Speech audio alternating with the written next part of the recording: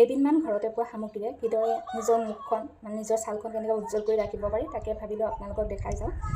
লগতে চকু গুৰি ক'লা পৰা, মুখৰ ক'লা ক'লা দাগ সকলোবোৰ যোৱাত সহায় কৰে। ময়ো আচলতে বহুত দিন এপ্লাই কৰা 2 মাহমানেই হ'ল মুখখন চাফা কৰা নাই। ময়ো ভাবিলোঁ কৰি যাওঁ, লগতে ভিডিঅ' আকাৰে আপোনালোককো দেখুৱাই যাওঁ। এইটো মই আচলতে পাইছিলোঁ ইনষ্টাগ্ৰামত, কিন্তু এইটো লগোৱাৰ পৰা মই যথেষ্টখিনি ভাল ফল পাইছোঁ। এতিয়াহে 2 মাহমান লগাব পৰা নাই। দেখিছিলোঁ মোৰ পিম্পলছ উঠি গৈছে। এতিয়া ভাবিছোঁ আজি অলপ ব্যৱহাৰ কৰোঁ আৰু ভিডিঅ' আকাৰে আপোনালোককো দেখুৱাই যাওঁ। বেছি বস্তু নহয়, যিকেইটা বস্তু লাগে সেইকেইটা আমাৰ প্ৰায় মানুহৰ ঘৰতে থাকেই। ভিডিঅ'টো আপোনালোকে স্কিপ নকৰাকৈ চাই যাব শেষলৈকে। প্ৰথমতে মই লৈছোঁ এয়া নাৰিকল তেল 1 চামুচ। নাৰিকল তেলটো কিমান উপকাৰী আমাৰ কাৰণে জানি, চুলিৰ কাৰণেও ভাল, লগতে ছালৰ কাৰণেও ভাল। বিভিন্ন ক্ষেত্ৰত নাৰিকল তেলটো ভালেই বাৰু। আৰু তাৰ লগত লৈছোঁ গোলাবৰী 1 চামুচ। নাৰিকল তেলৰ জোখাৰে লৈছোঁ গোলাবৰী 1 চামুচ। তাৰপাছত লৈছোঁ নেমু ৰস 1 চামুচ। নেমু ৰসৰ সলনি আপোনালোকে কেঁচা গাখীৰো ব্যৱহাৰ কৰিব পাৰে। মোৰ ওচৰত কেঁচা গাখীৰ নাই, নেমু আছিলে, সেইটো কাৰণে মই নেমু ৰসেই ব্যৱহাৰ কৰিছোঁ আৰু মিশ্ৰণখিনি ভালদৰে মিলাই লৈছোঁ। মিলাই লৈ পেলাই এতিয়া আমি ইয়াত দুভাগ কৰিম। আমি 2টা পৰ্যায়ত কৰিম। বেছিভাগ মই ৰাখি থৈছোঁ আৰু কম ভাগ মই লৈ লৈছোঁ। প্ৰথমতে মই কম ভাগ ব্যৱহাৰ কৰিম, তাৰ পাছৰখিনি বাৰু মই দেখাই দিম। ৰাখি থোৱাখিনি এয়া মই লৈ লৈছোঁ। 2 ভাগ কৰি ৰাখিছিলোঁ দেখিছে, তাৰে এতিয়া মই এভাগ লৈছোঁ। এইখিনি লৈ পেলাই এতিয়া মই ধুনীয়াকৈ মুখখন চাফা কৰিম। গোটেই মুখখনত ধুনীয়াকৈ এনেকৈ মিশ্ৰণখিনি লগাই ল'ব। অকল লগাই নথ'ব দেই, কমেও 10 মিনিটমান সময় আপোনালোকে মাছাজ কৰিব। মাছাজ কৰিলে যিমানেই ছালৰ ভিতৰত লেতেৰাখিনি সোমাই নাথাকক কিয় ধুনীয়াকৈ সকলোবোৰ ওলাই আহিব। আৰু মাছাজ কৰি হোৱাৰ পাছত তিতা কাপোৰ এখন ল'ব। তিতা কাপোৰ, কোমল কাপোৰ ল'ব দেই, চাফা কোমল কাপোৰ এখন ল'ব, বেছি খহটা কাপোৰ নল'ব।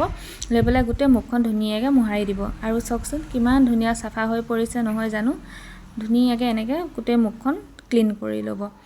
এয়া চাওকচোন কিমান ধুনীয়া চাফা হৈ পৰিছে। মই নিজে কিন্তু বহুত কোমল পাইছোঁ দেই। ৰাখি থোৱা মিশ্ৰণখিনি ধুনীয়াকৈ এটা ফেচ পেক বনাম। ফেচ পেকটোৰ কাৰণে লাগিব অলপমান আটা নহ'লে আপোনালোকে পিঠাগুড়িও দিব পাৰে। মোৰ ওচৰত পিঠাগুড়ি নাই, সেইটো কাৰণে মই আটা ব্যৱহাৰ কৰিম। আৰু লগতে দিম এল'ভেৰা জেল। মোৰ ওচৰত এইটো জেল আছে, মই সেইটো কাৰণে জেল ব্যৱহাৰ কৰিছোঁ। আপোনালোকে যদি ঘৰত আছে ঘৰুৱা এল'ভেৰাও ব্যৱহাৰ কৰিব পাৰিব। কিন্তু ঘৰুৱা এল'ভেৰাটো ব্যৱহাৰ কৰাৰ আগত আনি পেলাই অলপ সময় ৰাখি থ'ব, আঠাটো যাবলৈ দিব, নহ'লে আঠাটোৱে আমাৰ স্কিনত বহুতখিনি ক্ষতি কৰিব পাৰে। আটা দিছোঁ 1 চামুচ আৰু মই এল'ভেৰা জেল দিম আধা চামুচ। আটা আপোনালোকক যিমান লাগে আপোনালোকৰ পৰিমাণটো চাই পেলাই ল'ব। মোৰ কাৰণে এয়াই যথেষ্ট। আৰু এয়া মই ধুনীয়াকৈ এয়া মিশ্ৰণটো বনাই ল'লোঁ। ফেচ পেকটো বনাই লৈ পেলাই ধুনীয়াকৈ মুখখনত গোটেই চাৰিওফালে এনেকৈ লগাই কমেও 10 মিনিটমান সময় মই ৰাখি থ'ম। মানে শুকোৱালৈকে ৰাখি থ'ব লাগে। আৰু ফেচ পেকটো লগাই দিয়াৰ লগে লগে ইমানেই মুখখন এটা ঠাণ্ডা অনুভৱ কৰিছোঁ মই আপোনালোকক কি ক'ম, মানে বহুতেই ঠাণ্ডা লাগি গৈছে লগাই দিয়া মাত্ৰকে। 10 মিনিটমান সময়ৰ কাৰণে এনেদৰে লগাই পেলাই মই ৰাখি দিম। আপোনালোকেও এবাৰ ব্যৱহাৰ কৰি চাব। এইখিনি কোনো কেমিকেল বস্তু নহয়, চব ঘৰতে পোৱা ঘৰুৱা বস্তুৱে হয়। আপোনালোকে ভাল ফল পাব বুলি আশা ৰাখিলোঁ, কাৰণ মই নিজে কেইবাবাৰো ব্যৱহাৰ কৰি চাইছোঁ, ময়ো ভাল ফল পাইছোঁ। সেইটো কাৰণে মই আপোনালোকক আজি এই ভিডিঅ' আকাৰে দেখাই দিছোঁ।